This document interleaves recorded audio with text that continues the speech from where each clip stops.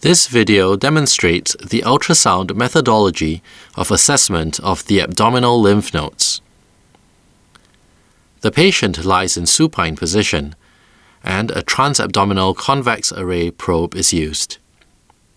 The examination starts at the level of the left inguinal ligament in the longitudinal plane.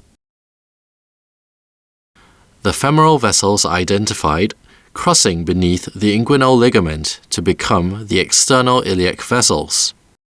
The hyperechogenic superior pubic ramus, which forms the medial attachment of the inguinal ligament, is a useful landmark to help to identify it. Next, the transducer is oriented in the oblique plane and moved cranially along the iliac vessels towards the aortic bifurcation.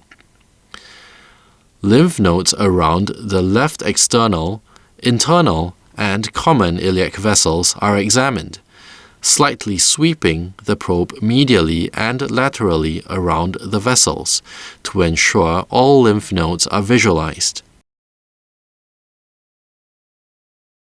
The aorta and inferior vena cava are followed up to the level of the diaphragm.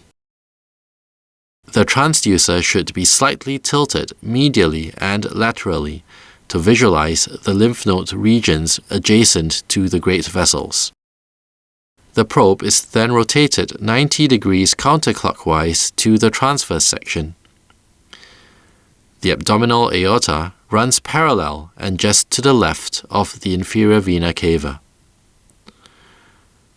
When the probe is slowly shifted caudally, the first vessel encountered is the celiac trunk, which arises from the abdominal aorta and, after a short length, divides into the left gastric, common hepatic, and splenic arteries.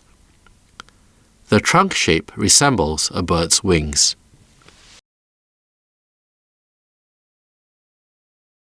When the probe is moved further caudally, the superior mesenteric artery is seen arising from the anterior surface of the abdominal aorta, about 1 centimeter below the celiac trunk. It passes behind and under the neck of the pancreas and the splenic vein. Further caudally in the transverse plane, the tissue surrounding the aorta and inferior vena cava can be evaluated. The lymph nodes in this region can be divided into the following groups: lateral aortic, pre- and post-aortic, intermediate lumbar, pre- and post-caval, and lateral caval. These areas should be examined until reaching the aortic bifurcation caudally. Next, we move back cranially following the aorta and inferior vena cava up to the diaphragm.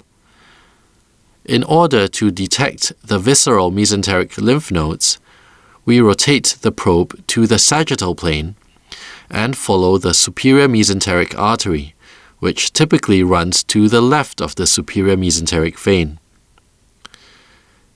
It branches after passing the neck of the pancreas and supplies the intestine as well as the pancreas. Both the superior and inferior mesenteric arteries originate from the anterior aorta and then move inferiorly, passing to the right and left of the aorta respectively. The visceral lymph nodes and mesentery along both vessels are evaluated. The same assessment is carried out on the contralateral side, starting at the groin for assessment of the inguinal lymph nodes, and then followed stepwise by examination of the iliac vessels, aorta, and inferior vena cava to the diaphragm in order to detect retroperitoneal lymph nodes. By following the superior and inferior mesenteric veins, which are located closer to the inferior vena cava running anterior and to the right of it, the right mesentery is examined in order to detect mesenteric lymph nodes and mesenteric carcinomatosis.